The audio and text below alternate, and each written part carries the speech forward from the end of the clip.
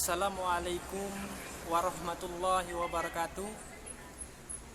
Perkenalkan, nama saya Ahmad Hatimi, pendamping program Keluarga Harapan, Kecamatan Pairaman, Kabupaten Ogan Ilir, Provinsi Sumatera Selatan. Dalam kesempatan ini, saya akan membawakan modul 4, sesi 5, pencegahan dan penanganan stunting melalui pemenuhan kesejahteraan bayi baru lahir dan ibu menyusui.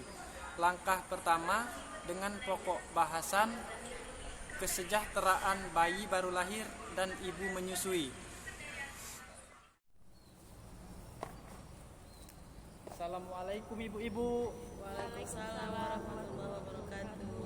Bagaimana kabarnya hari ini ibu-ibu? Alhamdulillah baik. Alhamdulillah. Yang pertama kami mengucapkan selamat datang kepada ibu-ibu yang sempat hadir pada kesempatan ini, dan juga tak lupa kami mengucapkan terima kasih yang sebesar-besarnya kepada ibu-ibu.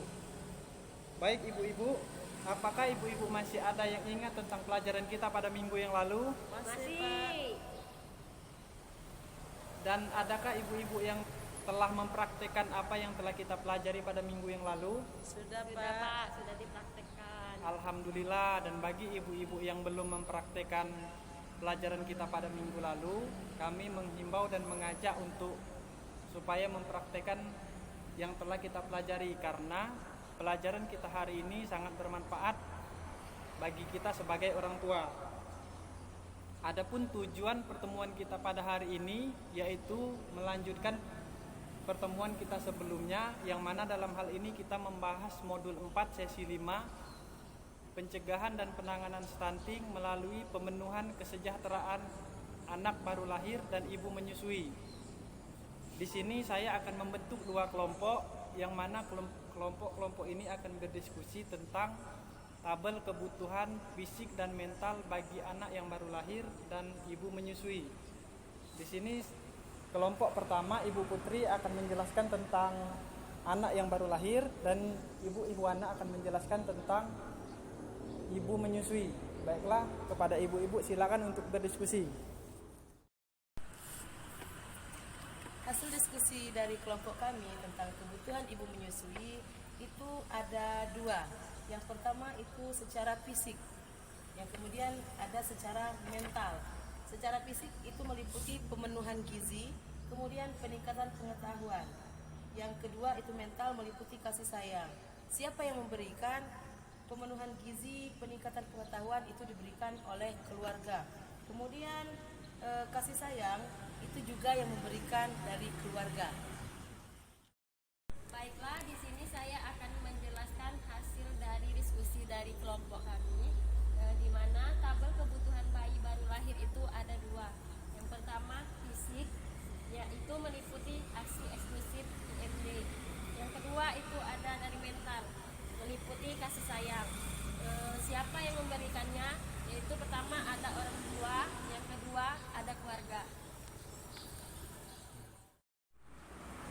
Baiklah, dari penjelasan ibu-ibu tadi, saya sampaikan terima kasih kepada ibu-ibu yang telah berpartisipasi untuk menjawab dari diskusi tadi.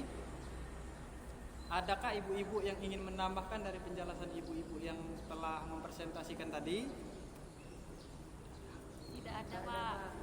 Kalau tidak ada, ya terima kasih kepada ibu yang telah menjawab. Mari kita bersama-sama untuk memberi semangat, yaitu kita bertepuk tangan bersama-sama. Di sini saya akan menjelaskan lebih terinci tentang apa yang telah dijelaskan oleh ibu-ibu yang telah maju tadi. Yang pertama yaitu kebutuhan fisik dan mental bagi anak yang baru lahir. Jadi ketika lahir, bayi itu beradaptasi dengan kondisi yang sebelumnya itu berbeda ketika dia masih di dalam kandungan. Ya, salah satu perbedaan itu yang pertama cara si bayi itu bernapas. Yang kedua, cara bayi baru lahir mendapat makanan. Yang ketiga, cara bayi baru lahir menerima respon terhadap lingkungan. Di sini kita sebagai orang tua harus mengetahui perawatan bayi ketika baru lahir. untuk mengoptimalkan kesejahteraan bayi baru lahir. Dari cara bernapas, bayi dipengaruhi salah satunya yaitu suhu tubuh.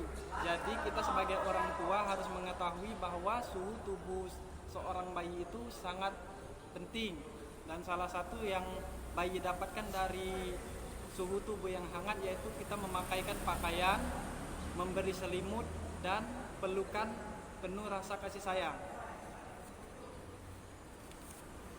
Sebelum lahir, janin mendapat sari-sari makanan dari ari-ari atau plasenta sehingga tidak terjadi proses pencernaan secara sempurna.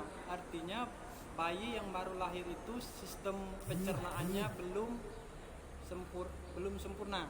Tak boleh Pak ya dikasih pisang, cak uang duit.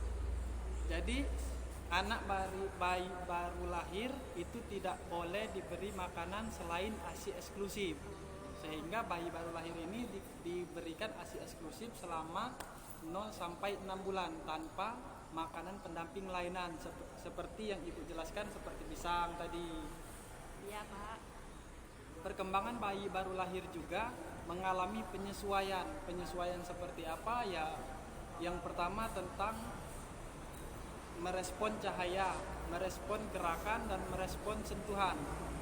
Sehingga bayi yang baru lahir itu sangat peka terhadap bau, salah satunya bau ASI. Dan kita sebagai orang tua juga ketika bayi baru lahir harus segera melakukan IMD atau inisiasi menyusui dini yang telah dijelaskan oleh ibu-ibu tadi. Selanjutnya secara mental kita sebagai orang tua harus memberikan rasa penuh kasih sayang terhadap anak kita untuk mencegah terjadinya stunting ataupun penyakit-penyakit lainnya. Itu penjelasan tentang kesejahteraan bagi bayi baru lahir. Selanjutnya kesejahteraan kebutuhan fisik untuk ibu menyusui secara fisik. Yang pertama pemenuhan gizi, yang kedua peningkatan pengetahuan, secara mental kasih sayang dan perhatian, dan siapa yang memberikan adalah keluarga. Pemenuhan gizi dan kasih sayang yang cukup untuk ibu menyusui sehingga bisa memberikan ASI eksklusif dan mengoptimalkan tumbuh kembang dari bayi sehingga terbebas dari stunting. Untuk peningkatan pengetahuan, kita sebagai orang tua harus meningkatkan bahwasanya penting ASI eksklusif bagi bayi yang baru lahir dibanding dengan susu formula.